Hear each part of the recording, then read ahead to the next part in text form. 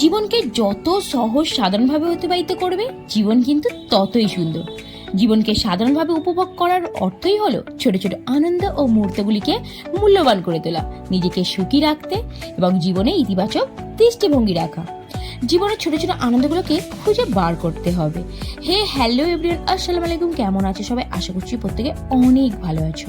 বিকালে সূর্যাস্তের সময় খোলা মাঠে গিয়ে দাঁড়াবে, দেখবে সত্যি একটা আলাদা ভালো লাগা কাজ করে মনের ভিতর।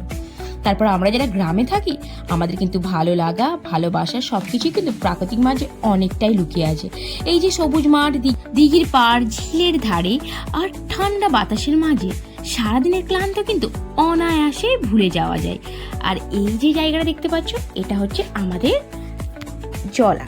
অ্যাকচুয়ালি এটা আমি অনেকবারই ভিডিওতে দেখিয়েছি, কিন্তু এই যে জায়গাটা আছে, এই জায়গাটা এত সুন্দর গাছপালাগুলো সারিবদ্ধ হয়ে বেড়ে উঠেছে, অনেকটা না এখানে এলে মনে হবে কোনো একটা গার্ডেনে গিয়েছি।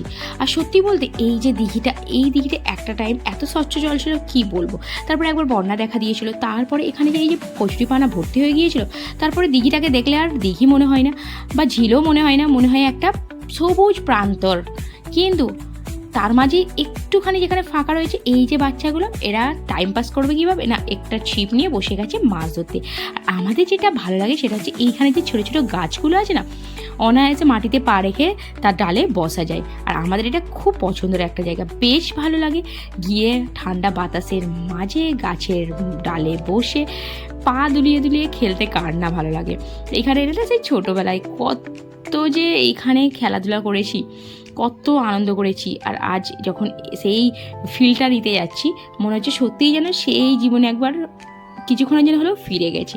সত্যি বলতে এই ছোটো ছোটো মুহূর্তগুলো না আমার কাছে অনেকটা আনন্দের, অনেকটা দামি, কারণ এগুলো সহজেই কিন্তু উপভোগ করা যায় না। জীবন যত সহজ রাখবে ততই কিন্তু শান্তি, যত জটিলতা রাখবে ততই কিন্তু অশান্তি।